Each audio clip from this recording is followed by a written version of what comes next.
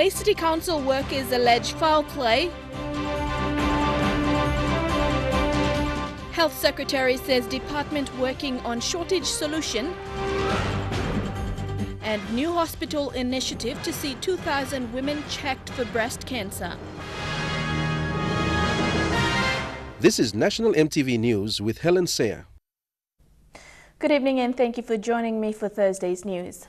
Several dozen workers from the Lae City Council have petitioned the Moorbe Provincial Administration to investigate the council for fraudulent dealings and unpaid salaries. These points were contained in a petition presented to the Moorbe Provincial Administrator today. The 26-point petition also highlighted the lack of resources being faced by council workers. The workers gathered at the Lae City Council's Umili depot. This is the first public meeting this year since the concerns were raised with the provincial administration. At the depot, Linda Damas, who's worked for 30 years with the council, told the provincial administrator water and power services were cut last year and the quality of services to the city had dwindled. You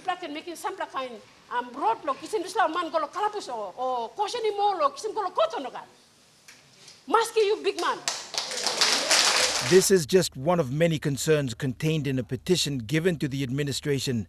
Workers have highlighted instances of bad management practices and the lack of accountability. The petition also contains other serious allegations which border on fraudulent practice. And while they haven't provided details to their claims, they say the lack of services, including the absence of garbage collections, is evidence enough for an investigation. And this issue has been going on, and even though we have been addressing this issue, bringing it up to relevant authorities and the relevant government agencies in town, they have done nothing about it. And until this very day, the city council workers, the general workforce, not the management, have seen fit to make this approach to get their concern to the general public of Lae City. The acting provincial administrator, Sheila Harrow, has given assurances that action will be taken, but she stopped short of stating clearly if an investigation will happen and when. Yes, the petition is quite serious and we will take some actions. We are already discussing. After we have discussed that with the management, I can maybe have another time to speak to you guys.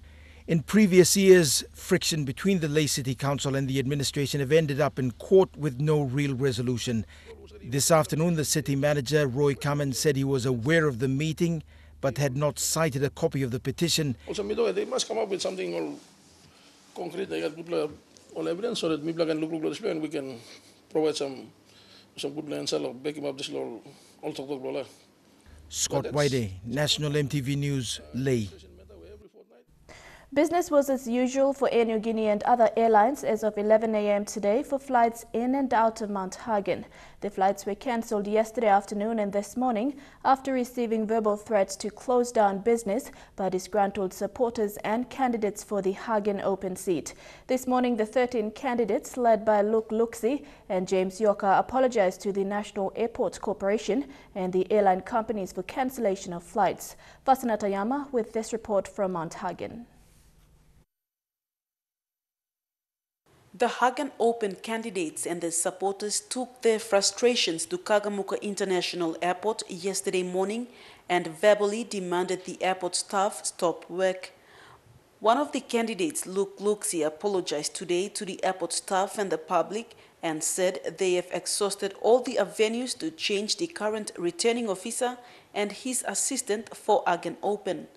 Luxi claimed the RO and his assistant have some allegations in the 2007 and 2012 national elections. The allegations are that in 2007, the current RO, Paul Goimba, was alleged to inflate the election by setting aside 5 boxes and declare the counting. In 2012, Goimba's assistant was alleged to set aside 21 boxes and declare the counting. These 13 candidates fear history might repeat in this election. Now this law, same trend is about to take place. Please, can we cooperate? Now you be correcting this law. Now making this election, I'm supposed to one plus successful, one plus fair, one plus safe election. Please, me begging, assistance, blah. So that rights from our man, look and deny. When something will exercising through the ballot box, Emmy must come a place clear. Now get a man must look in. Things could have been worse yesterday morning at Kagamuka Airport if it weren't for 100 police personnel and several Defence Force soldiers. They were deployed as early as 4 in the morning to provide security at the airport. Western Highlands Provincial Police Commander Chief Superintendent Martin Lae confirmed that he had deployed his men after receiving reports that the airport was going to shut down. Lae told the candidates and their supporters to go to court to solve their issues. He assured the candidates that security forces from other provinces will be in Mount Hagen to provide security, and close monitoring will be upon all the ROs and AROs to ensure a free and fair election. Lae also said that there were heavy police presence yesterday at the airport, but the cancellation of flights was based on rumors and speculations. No, I can assure him all Sembla or local policeman who said it's a run lawyer, all by go outside. Or Mumbai, Scott, or Narabla, will come lawyer, all by walk lawyer. Or Sembla returning officers, Sembla assistant returning officers, also claim Sembla and all came. They will be on officer because policeman, but look. Another candidate, James Yoka, further explained that the candidates are in fear of other wealthy candidates using police and security forces to stay in power. Our frustrations, we are able to address them in the proper channels.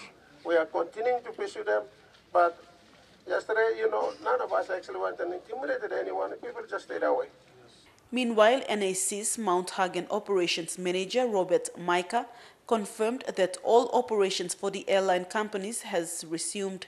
Micah said operations were affected yesterday and this morning, but after having been given assurance by the candidates, it was business as usual. We plus double facilitating air travel along Hagen, Papua New Guinea. So I think after this boom, and we will effectively opening more the operations from plan and we will continue as normal. But once again, thank you long all people pepka na yoliamka all youths harassing working anything long all staff na general public as they come now. PPC Lae told EMTV News that the case to change the returning officer and his assistant is still pending at the Supreme Court. The matter was first filed and refused at the Mount Hagen National Court. Vasinata Yama, National EMTV News, Mount Hagen.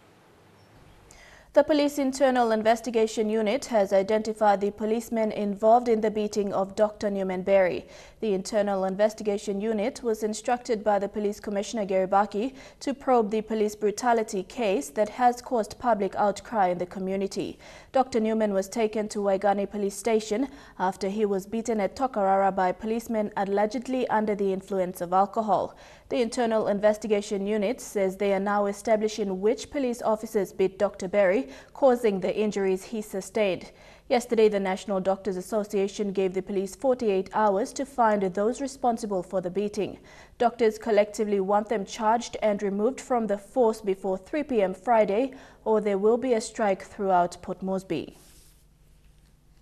Health Secretary Pascal Kase said in a statement today that the Health Department is working on sorting out the shortage of medical supplies and drugs in the country. While the statement does not specify what is causing the short supply, it says Kase will be giving it his highest priority over the coming weeks. It says arrangements are now being made to air freight some of the most urgent items to PNG in the next 10 days. The department will also work with provincial hospitals and health services to identify funds to help them, and the department will support them to purchase supplies from local pharmacies. Yesterday, the National Doctors Association say hospitals throughout the country are barely surviving. Mount Hagen Hospital, at the rate at which they are going, they will close down the hospital by the end of this month. Alotau, they've said the same thing. They're just keeping their head above water level. They're literally drowning. We have heard from Medang and Yesterday, Lae and go. Okay. And Kundio last week, they came out. So these hospitals have already, they would otherwise keep them outside, but they can no longer keep them outside. The statement says while the department have placed an urgent order over the last 2 months, a disturbing quantity of orders had not been delivered.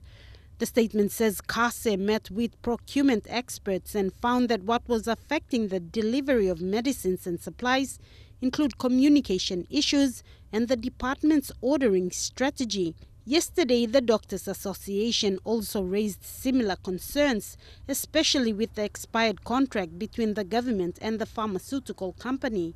Government is finding it very difficult to process drugs, knowing that whatever contract that's going to come to an hand, they should have done it some 12 months ago or 24 months ago, in advance. While the statement today says patients should not be paying for medicines that are supposed to be supplied through the public system, patients will continue to do so until health centers and hospitals get the required supplies they need and in a timely manner.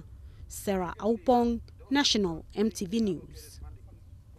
The Health Department of the Autonomous Bougainville Government will ensure there is sufficient medical drugs available to continue delivery of health services in Bougainville.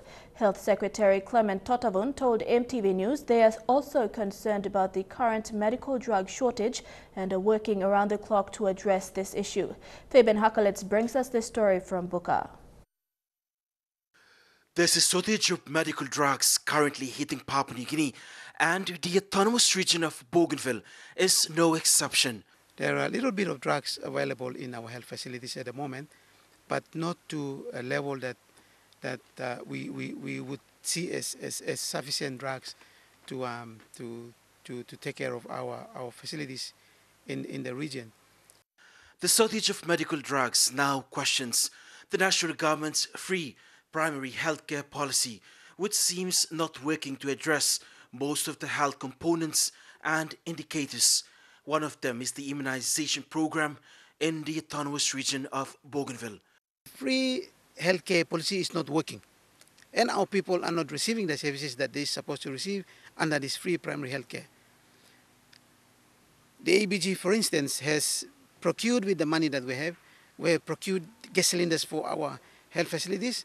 The immunization program, for instance, has come to a stop because of no gas. The cold chain system is not working properly.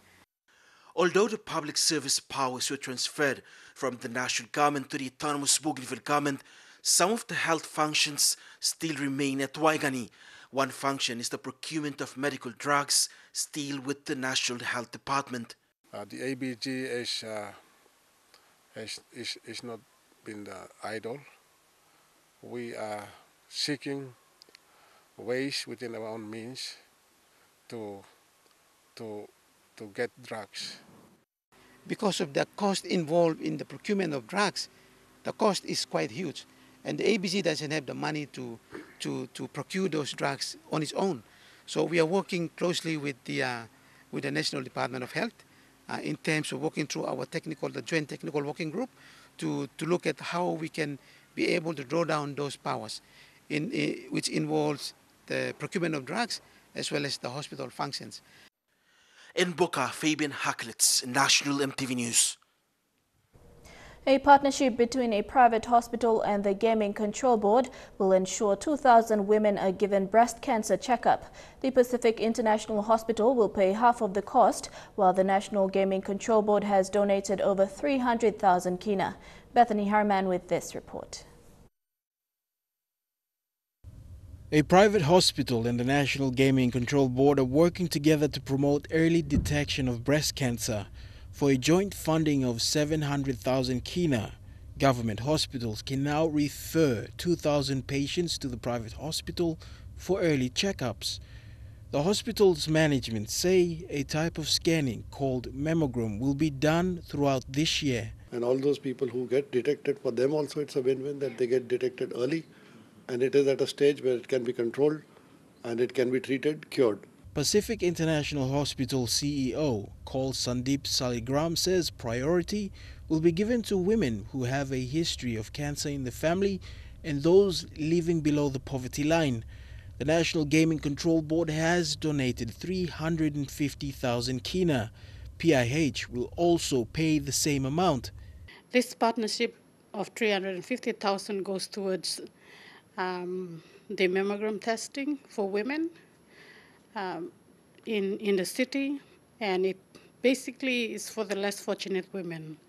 We all have a mother, we all have a sister who's been affected by cancer one way or the other. Percentage check for the worthy cause of for our mothers and to help especially the mothers. And the hospital says awareness and early detection of breast cancer is important.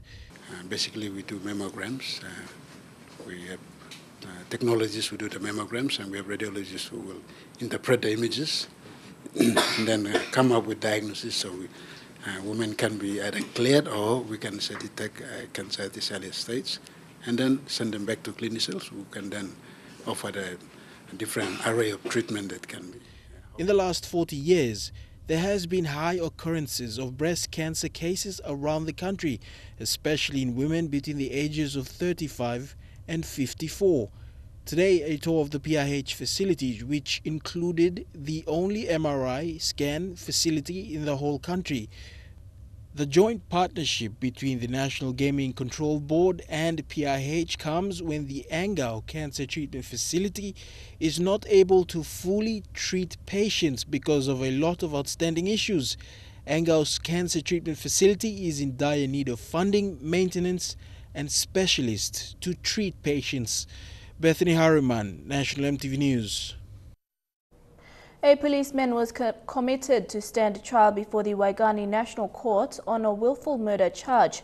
Marceline Clay, a member of the NCD Police, was directed by the committal court to report to the National Court Registry for the listing of his case on the 3rd of July. In an oral Section 96 statement, Clay told the court this morning that the manner used in his arrest was unconstitutional. Clay said he was locked up at Bomana prison for 2 weeks without proper reasons after his arrest on 10th February 2016. Clay was accused to have murdered another man after a police car chase from Tokarara to Morata in August 2015. Medang police have shot dead a suspect involved in an armed robbery at the Medang Technical College this morning. The suspect was with a group of armed men who held a technical college vehicle and fled with an undisclosed amount of money. Provincial Police Commander Jacob Singura says the suspects fled towards the swamp at Meiro, where there was an exchange of gunfire with police. The suspect was shot dead as a result of the gunfire exchange. His body was taken to the Modilon General Hospital morgue. The deceased weapons were confiscated by police. You're with National EMTV News. Updates on the national general elections after the break. Stay with us.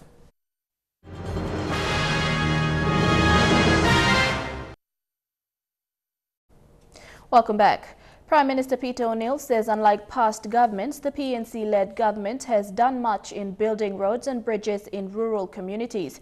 PM O'Neill told thousands in Kundiawa, despite criticisms, every government borrows to build infrastructure and improve people's lives. He made these statements before doing the groundbreaking of a new national road yesterday in Simbu. A sea of red welcomed the Prime Minister, including Works Minister Francis Awesa, Secretary David Were and the Kundiawa Gambok MP Tobias Kulang. With less than 2 weeks before the polls and despite criticisms, the PNC party maintained that is intact and confident of retaining most of its members. 5 or 6 per man, you party, you must continue to astronomy. Stability threshold by current change the community play. Party leader Peter O'Neill made a statement comparing PNC and past governments over the face of infrastructure and services, rebutting claims by other political parties over huge debts in borrowing. PM O'Neill said every government borrows. We play no first government has borrowing money, Lady B. The month before two are borrowing money. That's only a walking road. Always a walking bridge, also mismanaging money. The groundbreaking by the Prime Minister will see this road developed to a national highway standard with a possibility of linking Medang and Eastern Highlands. The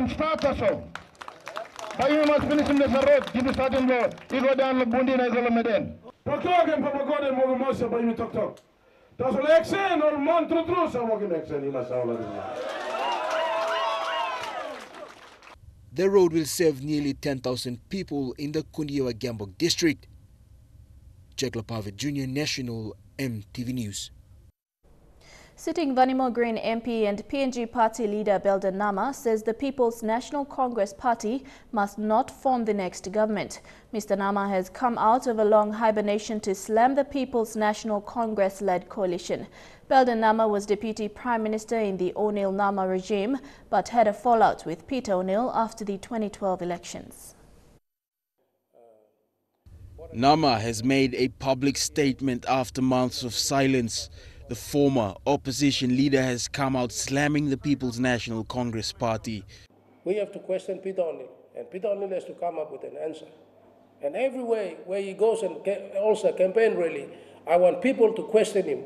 Mr. Nama has openly criticized the PNC-led government about the declining state of the economy, the government's lack of priority spending, the loans being taken out, increasing debt, and the deficit budget. And under the current government, we have gone from 6 billion to close to 30 billion or more in foreign and domestic debt. And that's big, big debt. And I cannot see the evidence of those monies that have been borrowed in terms of development in our country. Nama isn't the only party leader talking about these issues. Former Prime Minister Sir Makere Morauta, Sam Basil, Pangu Party, Ben Maika, People's Progress Party, and National Alliance leader Patrick Pruich, the former treasurer, are just some of the big names speaking about the same issue in all their campaign rallies. Pruich and National Alliance was part of the coalition supporting the PNC-led government. They broke away on the eve of elections, the move drawing criticism from all sectors. But the Prime Minister, Peter O'Neill, continues to defend the onslaught in all fronts. On Tuesday, the Prime Minister highlighted the areas of government spending during a campaign rally in Obura, Eastern Highlands Province. Also, now you will welcome to free education. Also, come up straight now, 4 play here now. This line number 5 here, you may walk lost running to free education. Now there's no free healthcare too. Plan in Marase now, sick workload run because government workload put in plan in money go inside. On a separate occasion last month on FM 100's Talkback show, Mr. O'Neill responded to the debate on loans and economy. Where politicians continuously mislead our people, thinking that we've got far too many loans, thinking that we are borrowing too much to continue to maintain investment in our country, and secondly, that our economy has been mismanaged and it's not doing too well. Well, let me say this. I think yesterday Moody's released a report basically saying that our economy is stable. The people now have the power to decide who will form government and who stays out of parliament. For now, Belden Nama is confident that his PNG party will form the next government, while the Prime Minister is also certain PNC will be back. Bethany Harriman, National MTV News. Medang Provincial Police Commander is issuing a strong warning to candidates and their supporters not to carry any offensive weapons during the polling and counting period. Superintendent Jacob Singura says his officers will be instructed to check all candidates and supporters' vehicles. Those caught in possession of any offensive weapons, including unlicensed firearms, will be arrested and charged. Thank you. That is Provincial Police Commander Jacob Singura says his officers will be instructed to pay specific attention to candidates' vehicles and their supporters. Police will make sure that they are not carrying any offensive weapons. These weapons include knives, axes, homemade guns, and unlicensed firearms. The security officers, personnel will be instructed to pay specific attention to candidate vehicles and their supporters that any person who is found to be in possession of any offensive weapons or firearms will be arrested and charged. This is to make sure that voters must not be intimidated or influenced to vote against their will. A 628-man team will be in the province to provide security during the election period. Police officers will be deployed to each district depending on the level of threat in those areas. The local task force, mobile squad officers, PNG Defence Force and CS officers will form the rapid response team. They will be on rowing duties, on standby and showing the presence and attending to any incidents of any inconvenience or disturbances that is reported in any polling area. But more attention will be given to Madang district due to the increase in criminal activities. Superintendent Jacob Singero wants to make it clear that the recent killings were not election-related, but a separate incidents. Thus, this should not stir fear amongst the general population. Increase in the criminal activities that we have experienced lately, particularly the killings that we have witnessed lately, that seems to be on the increase within Madang district. So that is our real concern to at least ensure that election must not be disturbed by this. Mata Luis, National EMTV News, Madang. The signing ceremony of the revised Tolokuma Memorandum of Agreement, or MOA, was marred when the landowner chairman refused to sign. George Gusi, chairman of Lae Landowners Association, claimed there was lack of consultation with the landowners and recommended that the signing take place after the return of wreaths. However, Mineral Resource Authority Managing Director Philip Samar said consultations were conducted and today's incident will not affect the MOA, which will be implemented. The signing ceremony was attended by officials from the Mineral Resources Authority, Tolokuma Gold Mine Project, Central Provincial Government, Woitape Local Level Government and the landowners of Tolokuma. Mining Minister Byron Chen said the mining project MOAs are a benefits distribution document. He said this is where stakeholders commit to each other and the project on commitments ranging from royalty distribution to community infrastructure. Royalty, the state has committed to pay the project stakeholders royalty calculated at 2% of FOB on the sale of gold from Tolokuma. Lae Landowner Association Chairman George Gusi was the only party who did not sign the MOA. The four parties that signed were the Mining Minister, Central Governor Kila Hauda, Woitape LLG President Joe Geru, and the Executive Director of Asidokona, owner of the Tolokuma Gold Mine Project, Vincent Sio. But there's no proper consultation between the regulator, MRA, and the landowners and provincial government. Last month, I wrote a letter to the MD and other stakeholders. I told them that we need to revisit this actual signing before we go for actual signing. And that was nothing done. I told them that we have to defend this MOA after the election.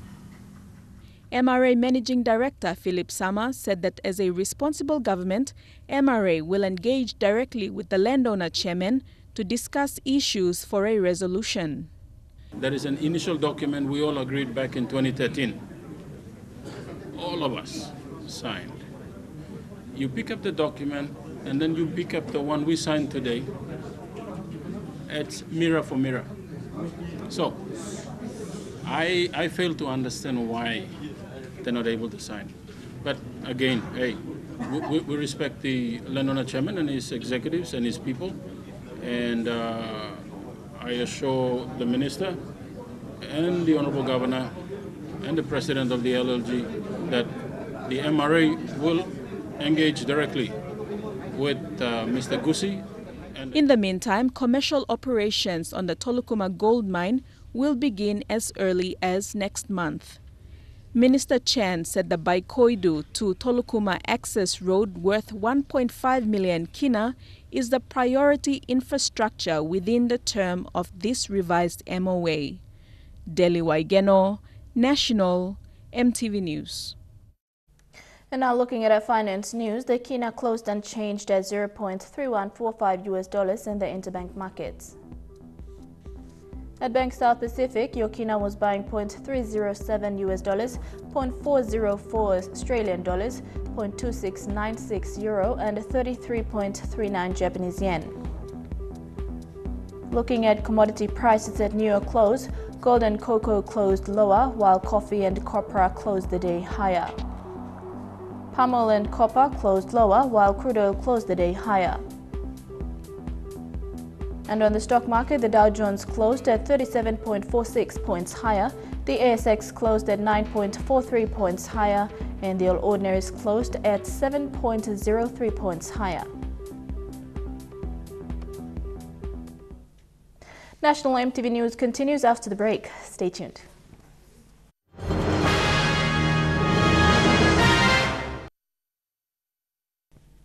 Welcome back to the news. EMTV has won the country another major international TV award for its UNDP film documentary Driving the Change. The documentary, produced by EMTV subsidiary MTech Multimedia, was awarded Best Documentary in the Humanity category at the 14th Asia Media Summit in China yesterday.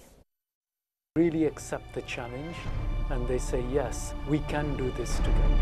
Driving the Change tells the story of the village of Domil in the Jawaka province of Papua New Guinea, a community striving to achieve some of the Sustainable Development Goals as set by the United Nations through a poultry project, which uses locally grown cassava and sweet potatoes as chicken feed in order to avoid expensive imported products. The annual event, which started in 2003, attracted production from some of the most prestigious broadcasters in the Asia-Pacific region as well as the wider world. 500 delegates from over 120 countries attended the summit, which covered issues such as the role of media in alleviating poverty worldwide. In his acceptance speech, Director Venditti said it was an honor to receive the prize on behalf of Papua New Guinea as a whole. The Italian filmmaker described PNG as a country which has seen rapid socio-economic transformation, but falsely represented by undeserved negative reports globally. This is not the first time EMTV has attracted international recognition for film production. Here is an extract of a short film produced by EMTV's Scott Wider in 2007. It's a story about a boy who relentlessly repeated grade 6 because of shortage of teachers, driven by a dream to become a pilot. In school, going up for grade 6. Now me repeating grade 6 4 times. It was awarded Best Electronic News Story by the Pacific Islands News Association and Best News Feature by the European Broadcasting Union and Asian Broadcasting Union. EMTV has won other international awards in the 30 years of television services.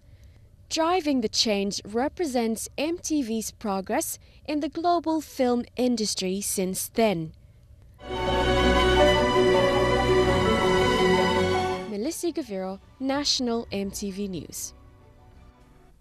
Today marks 1 year since the University of Papua New Guinea and police confrontation at the UPNG Waigani campus, which saw students injured as a result.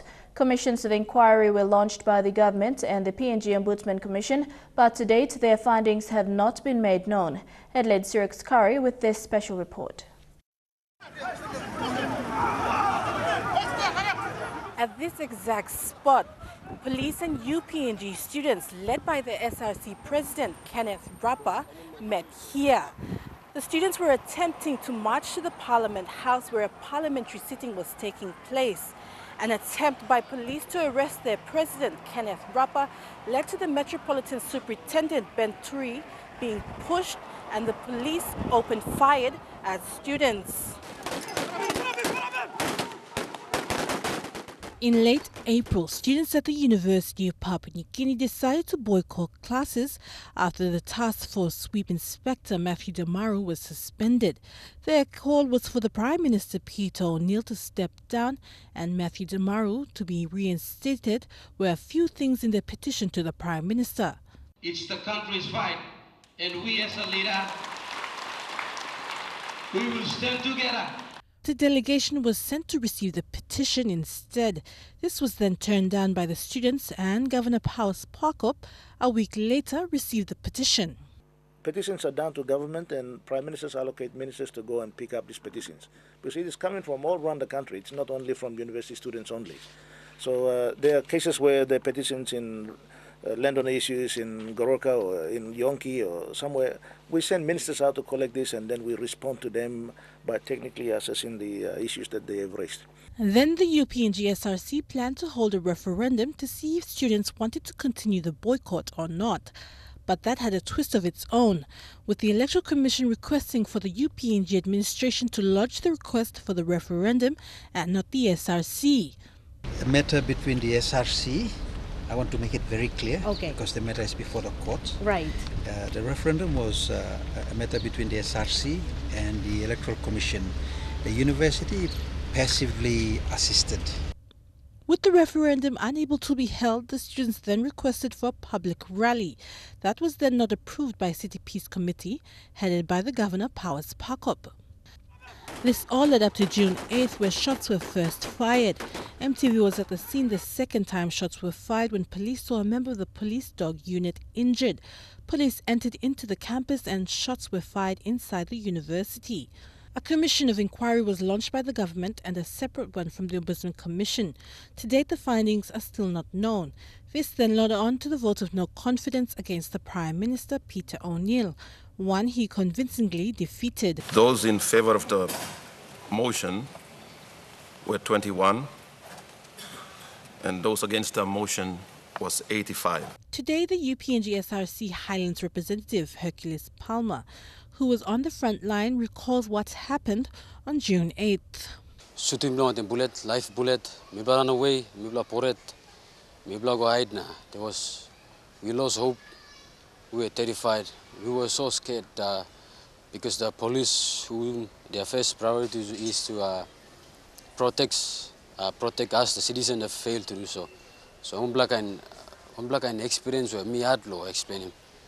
A total of 11 university students were injured, along with a primary school student on that day.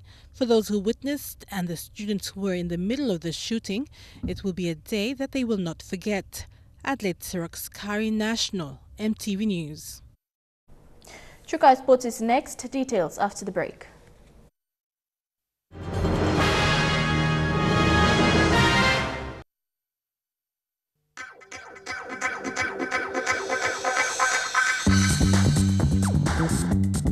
Chukai Sports.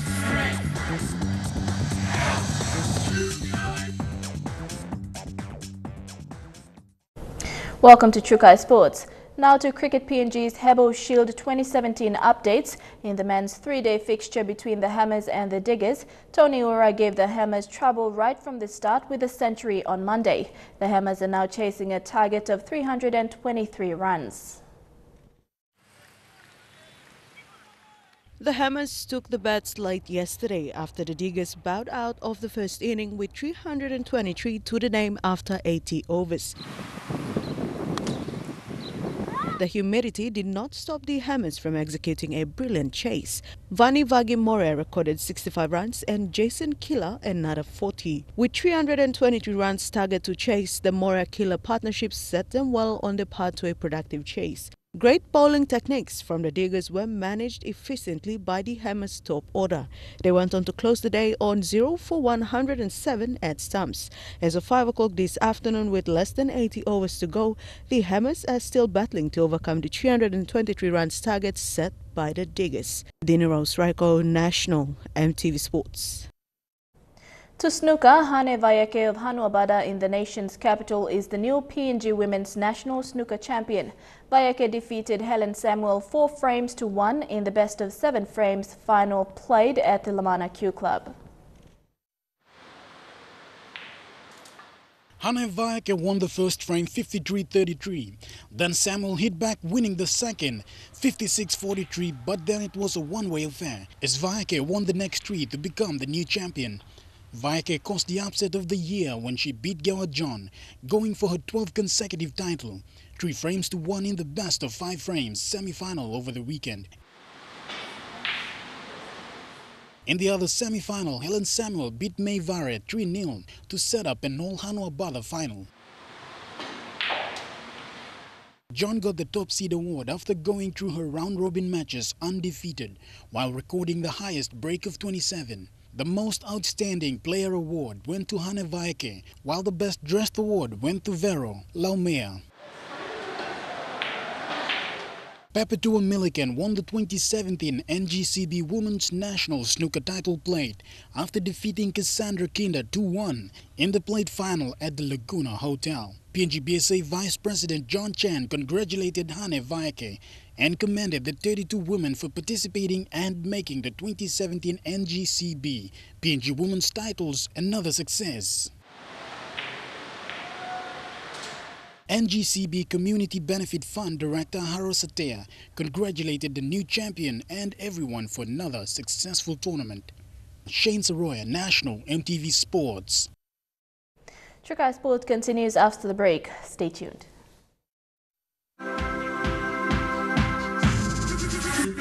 Trukai Sports. Welcome back to Trukai Sports. Gutsy wins by Paramana, Raukele and Mermaids in last night's Port Moresby Netball Premier Division has laid the foundation for a taste for what is to be an interesting final round of netball. The City Pharmacy Rebels were one of those top sides who had to fight hard against a Veopunama side, intent of keeping their finals hopes alive. Tier 2 side City Pharmacy Rebels and Veopunama would kickstart proceedings at the Rita Flynn complex. A 10-point margin by Rebels in the first quarter would be extended to 13 by the end of the third, the Rebels winning by 54 points to 46. In the other Tier 2 match, Aunafonsa Raukele defeated a lackluster Mona 41 points to 24 in a relatively one-sided affair. Paramana meanwhile had their hands full against the Telstars in the Tier 1 match. Telstars, coming off the back of a 31-point loss last week, were looking to bounce back against Paramana. And while it was a slightly frustrating night for former PNG Pepper Ravuraula, center Shanna Dringo and Marie Otio would lay the foundation for Paramana's attack. That's all. We need to work harder. We need to get our basics right, and that's it. We're not looking at fancy stuff right now. We just want to go out there and get our basics right. The big match last night, however, was that between the high-flying Mermaids and the in-form Sparrows. Emily Anderson for the Sparrows finding time and space behind goalkeeper Caroline Kanapoti as the first quarter ended 10 points to 9. The accuracy of Mermaids goal shooter Raylin Andrew proving the final difference, Mermaids winning by only 2 points, 42 to 40. Give it all you can. We know the Mermaids are the grand finalists of last year, which they came second. So our big goal is to at least, if we lost by 2 points or 1 point, it's much better than like a margin, which we did, and we're very happy with that. As well as every other team in the Premier League want to give it their best, and everyone wants to win. We want to win too, no doubt about it. And I think it's just in how we played in that second half of the game is just an indication of what is to come. Yeah, definitely. For Mermaids coach Richanda Kasman, it was another learning curve for her team. I think it was the right timing, actually. It's the second round, the last game, and we've been on a bit of a roll, so it's good to get that hard win. So we know that we've got a lot to work on still and go back to that drawing board and get back into that training schedule. The City Pharmacy Rebels lead Tier 2 with 18 points, and the Mermaids are on top in Tier 1. Jeremy Moggy, National TV Sports. The Brisbane Broncos will face the Rabbitohs tomorrow at Suncorp Stadium in the first match of Friday's NRL doubleheader. The Rabbitohs will be out for revenge after coming off a 24-25 loss earlier in the season. Given that at the start of the season, the Burgess boys were there, Tyrrell. The Rabbitohs will return from a bye fresh and ready to take on the Broncos.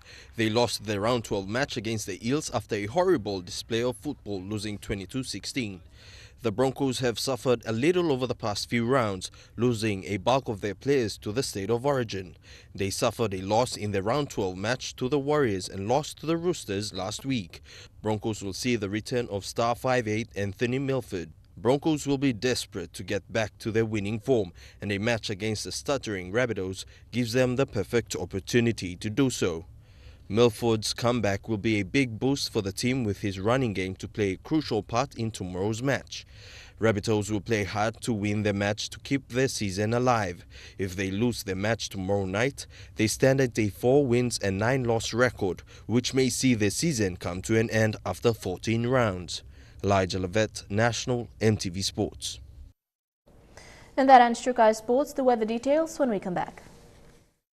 Kai Sports.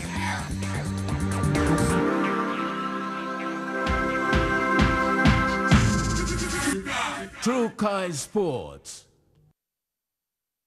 The weather details are proudly brought to you by Dulux Weather Shield. Worth doing with Dulux. Your weather forecast for tonight and tomorrow in the southern region. Low cloud covers becoming windy by afternoon in Port Moresby. Mostly fine and becoming windy by evening in Daru. Low cloud covers with chance of light afternoon showers in Kerma. Low cloud covers and windy in Alotau and a chance of morning rains, then cloudy periods in Popondetta. In the Momasa region, chance of morning rains, then cloudy periods in Lae. Chance of light morning showers, then cloudy periods in Madang. Morning shower or two with possible thunderstorms, then cloudy periods in Wewak, and a chance of a shower or two with possible thunderstorms developing in Vanimo. In the New Guinea Islands region, cloudy periods with a chance of few showers in Lorengau. Cloudy periods with chance of a shower or two developing in Kavieng. Partly cloudy, then chance of a shower or two by afternoon in Kokopo and Rabaul. Chance of a shower or two with windy conditions in Kimbe, and partly cloudy, then mostly fine in Buka. And in the Highlands region, chance of morning rain, then partly cloudy in Mount Hagen. Morning fog clearing, then chance of light showers developing in Goroka and Kundiawa, and chance of a rain shower or two, then cloudy periods in Mendi and Wabeg.